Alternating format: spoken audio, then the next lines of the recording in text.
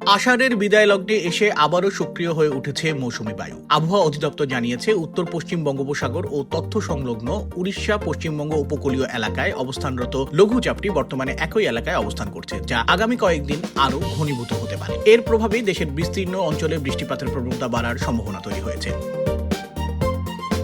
আবহাওয়াবিদ মোহাম্মদ আব্দুল হামিদ মিয়া জানিয়েছেন, রংপুর, ময়মনসিংহ, খুলনা, বরিশাল, চট্টগ্রাম ও সিলেট বিভাগের কোথাও কোথাও মাঝারি ধরনের ভারী থেকে অত্যন্ত ভারী বর্ষণ হতে পারে। এছাড়া রাজশাহী ও ঢাকা বিভাগের কিছু কিছু জায়গায় অস্থায়ীভাবে দমকা হাওয়া সহ হালকা থেকে মাঝারি ধরনের বৃষ্টি বা বজ্রসহ বৃষ্টি হওয়ার সম্ভাবনা রয়েছে। গত 24 ঘন্টায় দেশের সর্বোচ্চ 72 মিলিমিটার বৃষ্টিপাত রেকর্ড করা হয়েছে সিলেটে। অন্যদিকে দেশের সর্বোচ্চ তাপমাত্রা ছিল চুয়াডাঙ্গায় 36.5 ডিগ্রি সেলসিয়াস এবং সর্বনিম্ন তাপমাত্রা রেকর্ড করা হয়েছে কিশোরগঞ্জের নিকলিতে 23.5 ডিগ্রি সেলসিয়াস। আবহাওয়া অফিস বলছে, আগামী 24 ঘন্টায় সারা দেশে দিনের তাপমাত্রা সামান্য বাড়লেও রাতের তাপমাত্রা প্রায় অপরিবর্তিত থাকতে পারে। আবহাওয়াবিদদের মতে, বর্তমানে বাংলাদেশের উপর মৌসুমী বায়ু মোটামুটি সক্রিয় এবং উত্তর বঙ্গোপসাগরের অন্য সব এলাকায় এটি মাঝারি থেকে প্রবল অবস্থায় রয়েছে। সমুদ্র বন্দরগুলোতে এখনই কোনো সতর্ক সংকেত না দেওয়া হলেও লঘুচাপের গতিবিধির উপর কড়া নজর রাখছে আবহাওয়া অধিদপ্তর।